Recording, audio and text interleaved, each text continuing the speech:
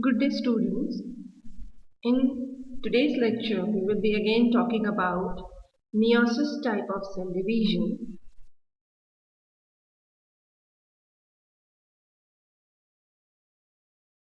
In the previous lecture, we have talked about the introduction of meiosis, that meiosis division actually comprises of two divisions, meiosis I and meiosis II.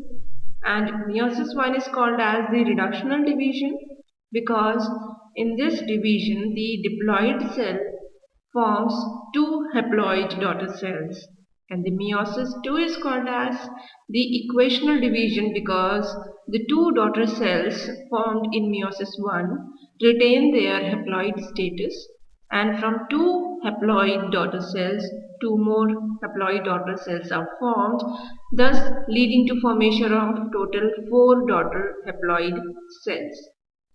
Now, if we talk about meiosis first, as I told you earlier that meiosis first is a multi-step process, and it again comprises of four steps just like in case of mitosis, and the four steps are: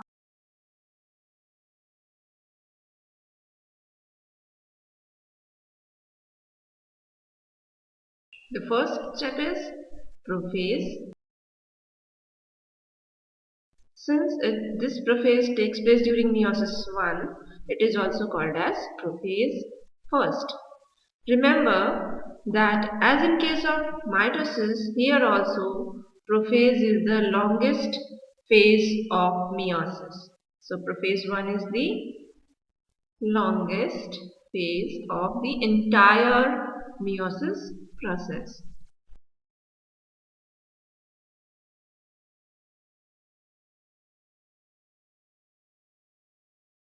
It is longer than even than the meiosis second prophase second that takes place during meiosis II. Now, this prophase is further divided into 5 steps. So, occurs in 5 steps.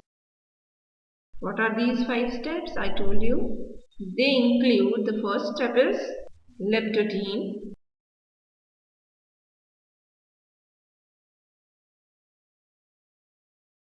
And the major events that occur during leptotene are similar to that of a prophase in mitosis, that chromatin fiber condenses to form chromosomes.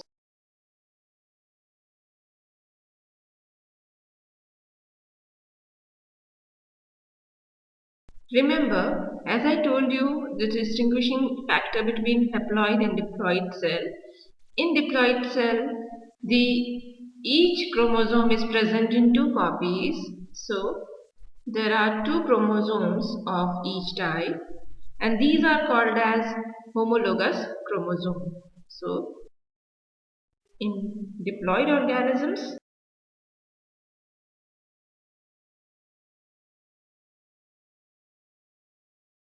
there are two copies of each type of chromosome.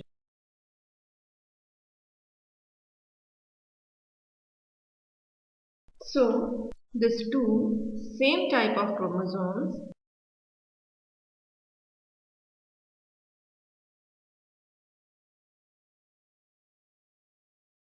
are also called as the homologous chromosomes.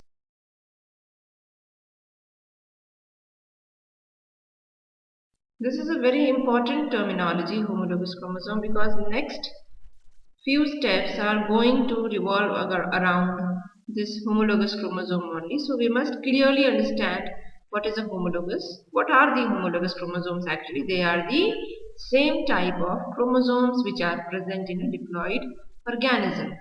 Now, in leptotene, what has happened? The chromatin fibers condense to form chromosomes, and the similar or same type of chromosomes or the homologous chromosomes approach each other. They come near to each other. They get located along each other. So, now this is the overall change that occurs during leptotene. The second step is zygotene.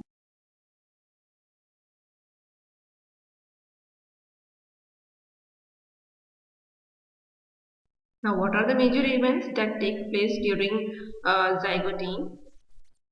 The homologous chromosomes, which have which have come near to each other, they join by synapses and they form bivalents, and they join or they synapse into each other in a zipper like manner. Just we close a zip. In the same manner, the two homologous chromosomes join each other, and this process of joining of the two chromosomes is called as synapses.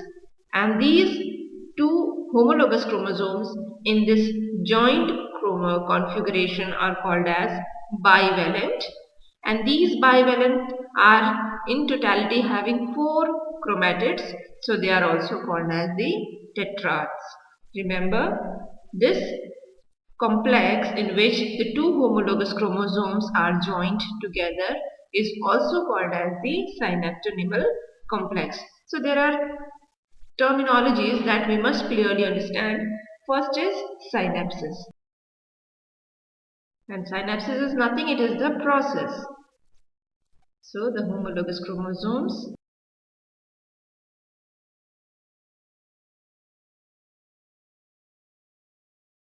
join together or join each other, and this process is called as synapse. So the major event during zygotine is synapses. Now the homologous chromosomes in this joint configuration are also called as the bivalent. So we can say the synapsed. Synapsed means the joined chromosomes, homologous chromosome. The synapsed chromosomes form the bivalent bivalents.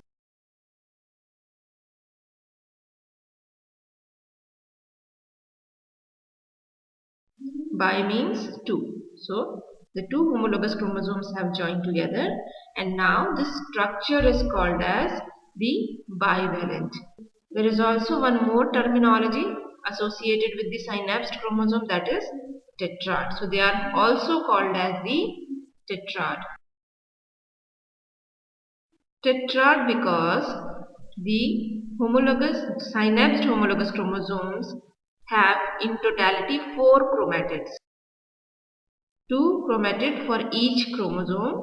So in homologous chromosomes, in a pair of homologous chromosome or synapsed homologous chromosomes, there are two chromosomes, and from each chromosome, and in each chromosome two chromatids are present. So in totality four chromatids are present, so it is also called as a tetrad. One more terminology that is associated with these synapse chromosome is synaptonymal complex. So they are also called as the synaptonymal complex.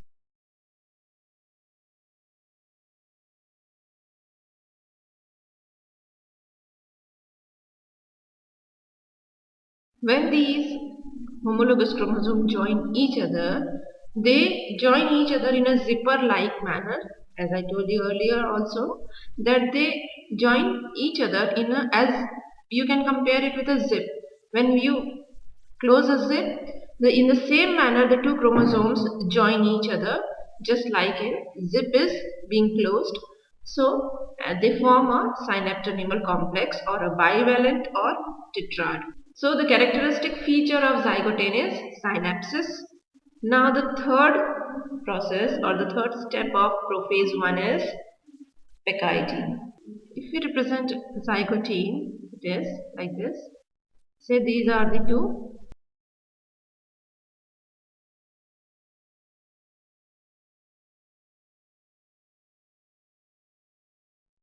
homologous chromosomes. This is the single chromosome having a centromere and two sister chromatids. Now let us draw the homologous chromosome. The two chromosomes join each other to form a synaptonymal complex.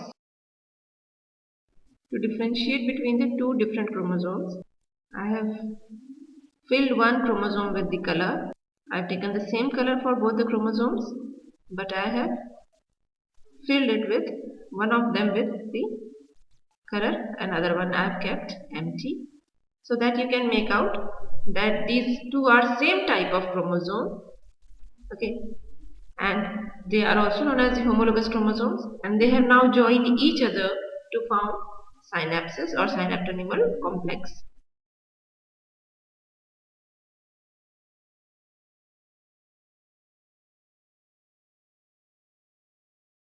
And since you can clearly see that this synaptonymal complex or the bivalent is having 4 chromatids, so it can be also called as the tetrad. Let us talk about the third step.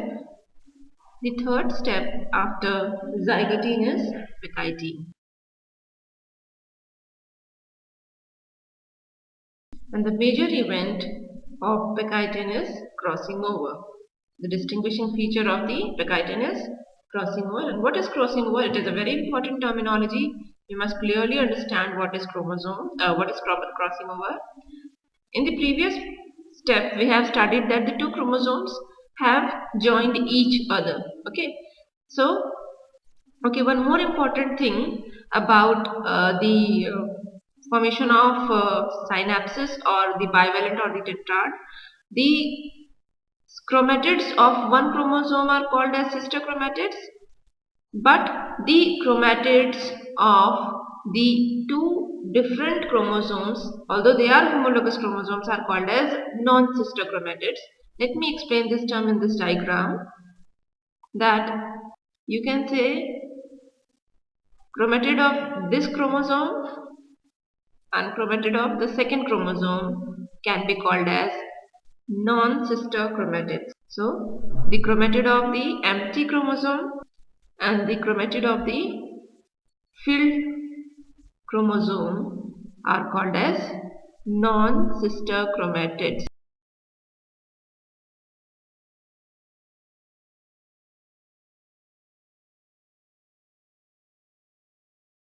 Whereas the chromatids of both the chromatids of the empty chromosome are sister chromatids because they are present on the same chromosome.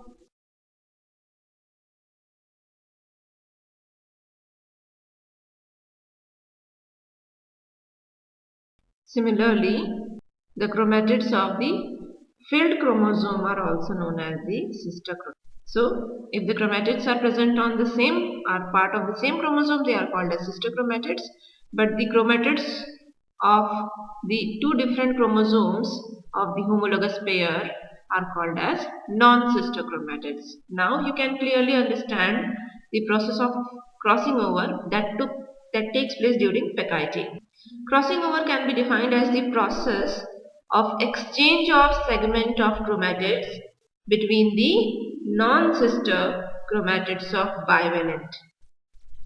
I'll explain it diagrammatically also. First of all, we should write the definition. In pectine, the major event is crossing over takes place. And how can you define crossing over? It is the exchange of chromatid segment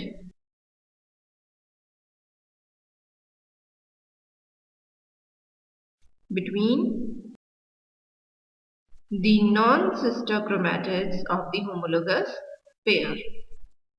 Remember, the crossing over is the process of exchange of segment between non-sister chromatids. It's not the exchange between the sister chromatids.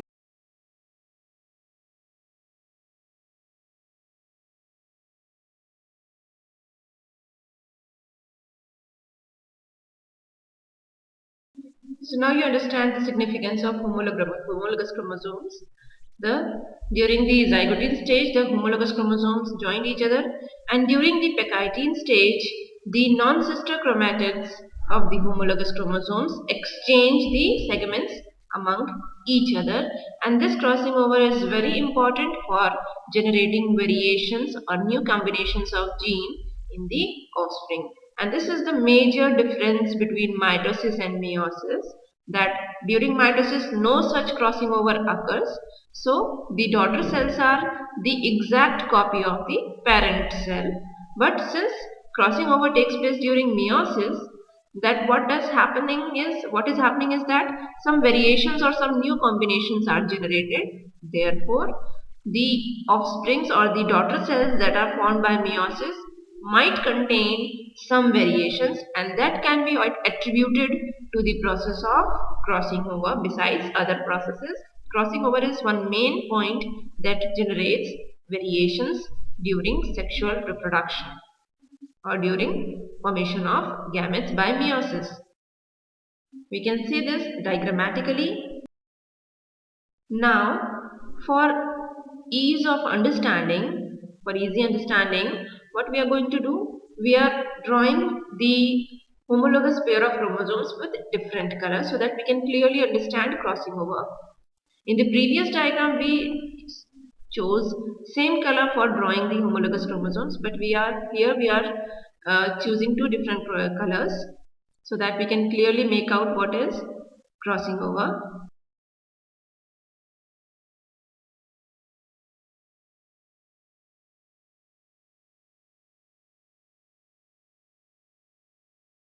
So let me again explain these terms, sister and non-sister chromatids.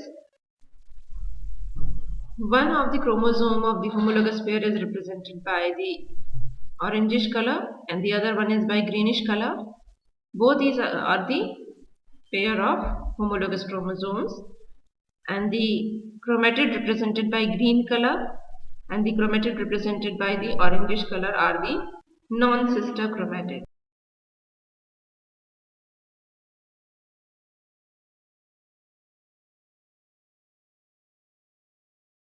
Now we can clearly see that there is a crossing between the non-sister chromatids so that they can exchange the segments among each other.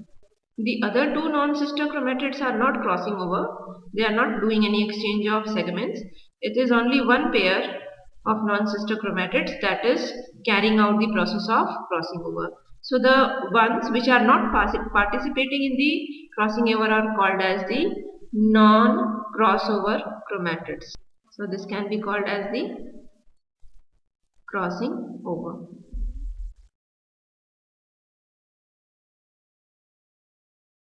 Now I am writing the homologous chromosome as the bivalent. Now the next stage, this process will be completed.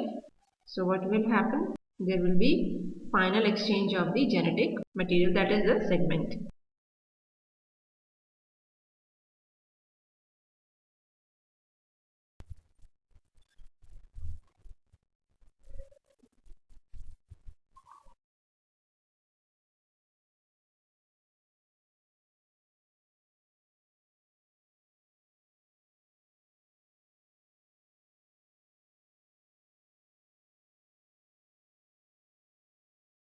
So we can clearly see there is the exchange of segment between the non-sister chromatids, and we call them crossover chromatids.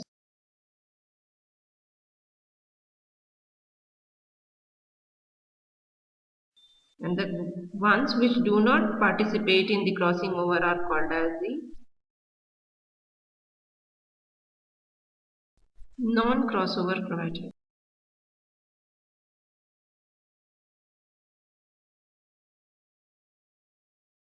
So this represents the process of crossing over.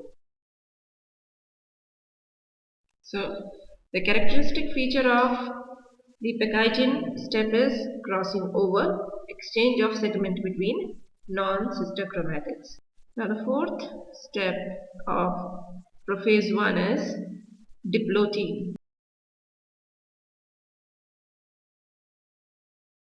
And the major event or main characteristic feature of diplotin process is the chiasmata formation. What happens?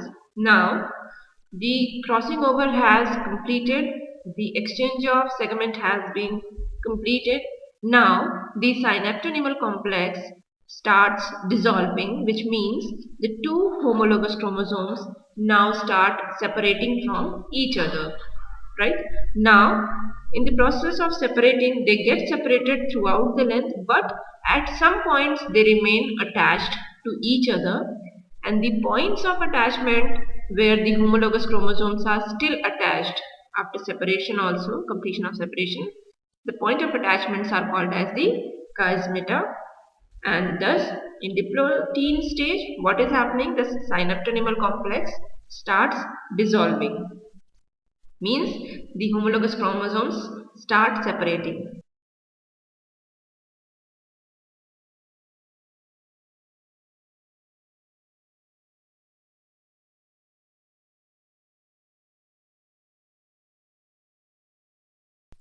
And this means we can also say that homologous chromosomes separate.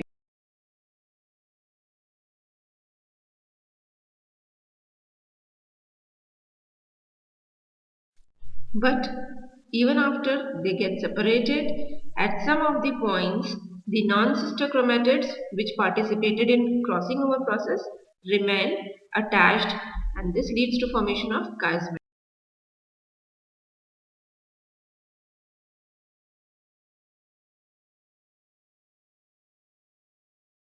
So the characteristic feature or distinguishing point about diplotin is the formation of chiasmata and separation of the homologous chromosomes. So we can draw chiasmata as follows.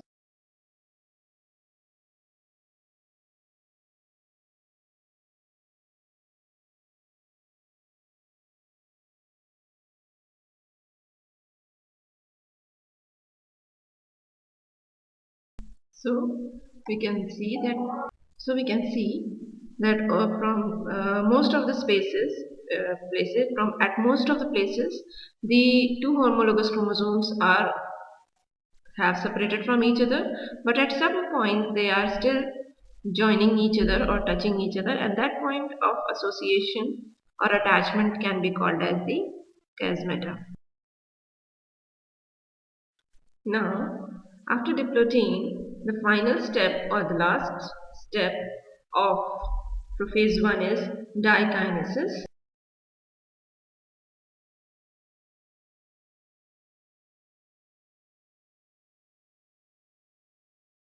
During dikinesis, the two homologous chromosomes completely separate from each other.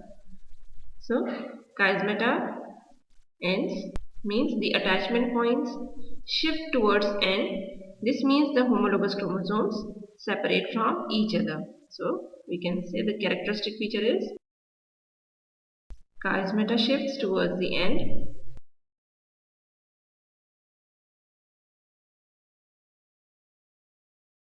and the homologous chromosomes are almost completely separated. And besides this, nucleolus and the nuclear membrane disappears.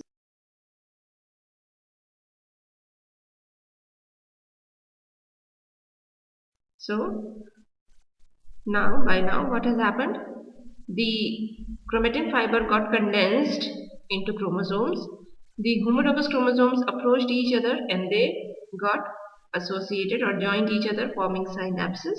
And next, after forming synapses, what did they do? The non-sister chromatids of the homologous chromosomes exchange the segments among each other, and this process is called as crossing over. After this crossing over has completed, the homologous chromosomes start separating from each other, but at some points they remain attached, and that point of association is called as chiasmata. Now, this chiasmata starts shifting towards the end, which signifies that the homologous chromosomes are separating from each other. And by the end of this process, nucleolus also disappears. So with this, the prophase completes. So if we represent the cell in the dikinesis state, it will look like as follows.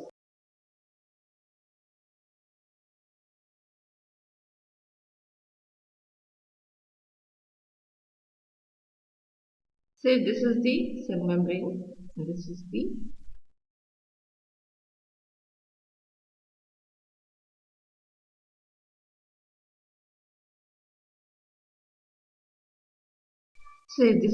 membrane. By now, till the dikinesis stage, the nucleolus has disappeared, nuclear membrane has disappeared, the centrioles have shifted to opposite poles and they form spindle fiber.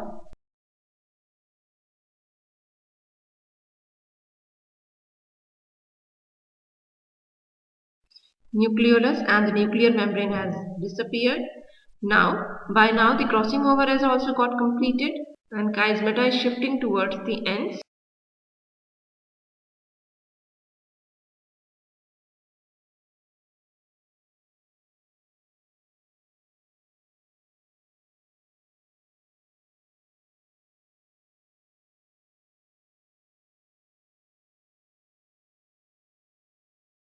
So this is all about the prophase-I of meiosis-I. In next lectures we will be talking about the remaining stages of meiosis-I. This is all about today's lecture. Thank you.